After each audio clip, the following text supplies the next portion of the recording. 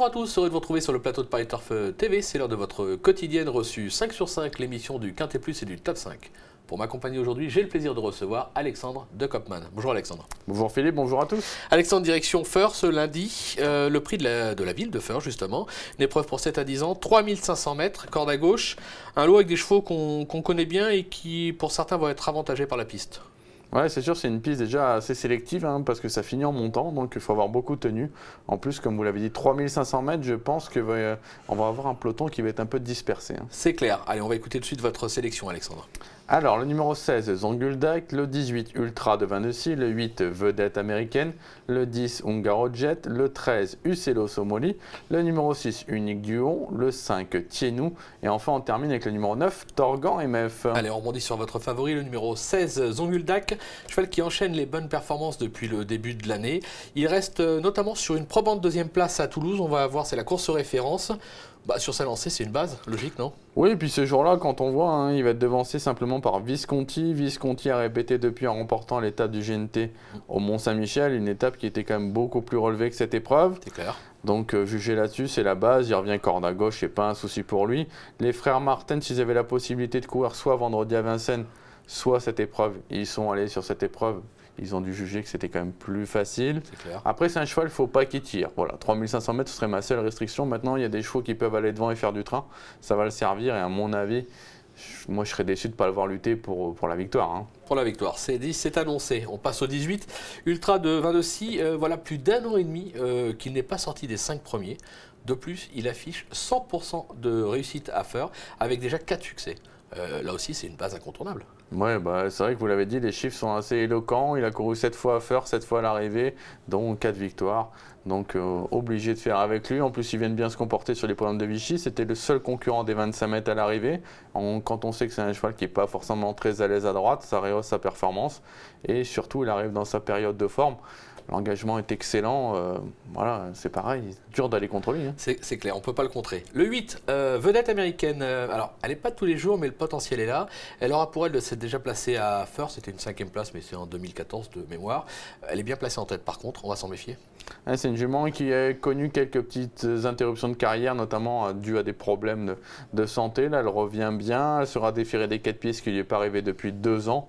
On sait en plus que quand on défère du côté de la famille Guelpa, ça fait souvent mouche et on a eu un entraînement très positif de Junior Guelpa qui dit que la jument ne touche pas terre, qu'elle a été préparée pour cette épreuve. Il faut courir caché par contre, donc elle ne peut pas aller devant à Feurs, mais je pense qu'avec un bon parcours, elle va lutter activement pour les places. On s'en méfie, on l'aura compris. On passe au numéro 10, Ungaro Jet. Alors l'engagement n'est pas des plus favorables aux 25 mètres, maintenant la forme est là.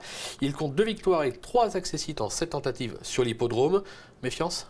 C'est un cheval qui réalise des fois des grosses performances. Il n'a besoin de personne, il aime aller devant, il peut prendre 100 mètres. On l'a vu gagner comme ça à Marseille-Borelli.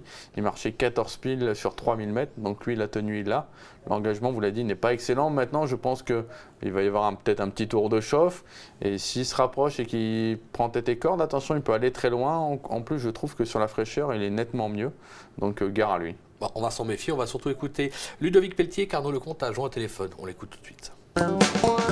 Bon, dernièrement, c'était les parcours de vitesse, notamment à Cagnes et également sur les hippodromes de Feurs. Il a marché 11,4, c'est quand même pas commun. Non, c'est un hippodrome qu'il affectionne. Maintenant, la distance me fait un peu peur.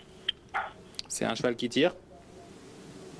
Il est bien attiré, oui, il faut l'avoir sur la main pour donner le meilleur de lui-même.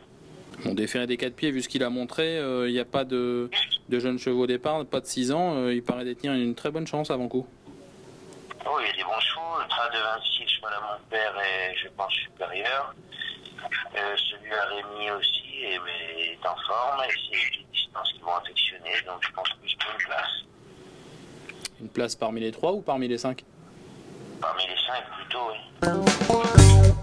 Plutôt parmi les 5 que parmi les 3. Oui, après, voilà. Soit il va arriver à prendre 100 mètres et le peloton ne va pas s'occuper de lui. Et dans ces cas-là, il pourra faire une grosse performance. Maintenant, on se dit qu'après, si le peloton lui tombe dessus à mi-ligne droite, c'est sûr qu'il risque de manquer un petit peu. Donc après, comme vous l'avez dit, il se plaît à faire tout ça. Donc on est obligé de le garder pour les places. Quelques atouts tout de même. On passe au numéro 13, Uccello Somoli.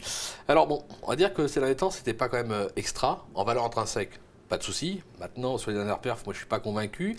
C'est un peu un coup de poker aussi là, non? C'est un peu un coup de poker, vous l'avez dit, c'était un bon cheval hein, qui était entraîné par Sébastien Garato. Il voulait plus trop se livrer, il est passé chez Stéphane Meunier. Je trouve que ces 2 dernières performances sont pas si mauvaises que ça, les lots étaient de qualité. Et moi j'ai l'impression que Vincennes il veut plus trop voir surtout. Donc le fait de changer d'hippodrome, voir autre chose, piste plate il est confirmé, la tenue il en a.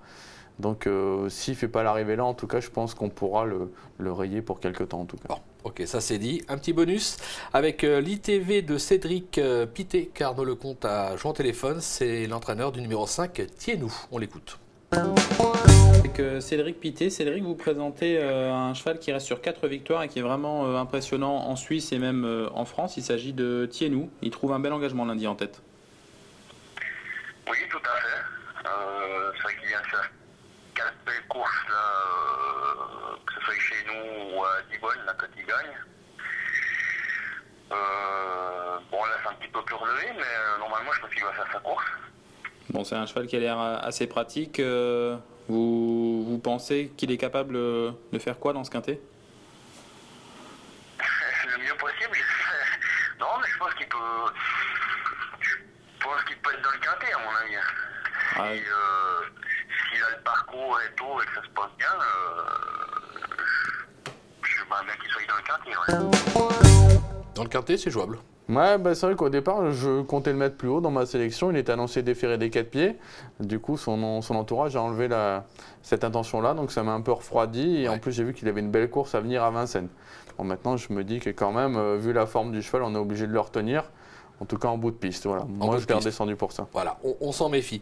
On va conclure avec une pépite dans la 4e, Alexandre. Ce sera le 404, un Barrio de Loup. Il vient de marcher 13-7 à Vincennes. Il est transformé depuis qu'il est déféré des 4 pieds. À mon avis, c'est un penalty. C'est un penalty sans gardien, c'est annoncé. Merci Alexandre, merci à vous de nous avoir suivis. Bon jeu à tous et à très vite sur le plateau. Au revoir. Bon jeu à tous, au revoir.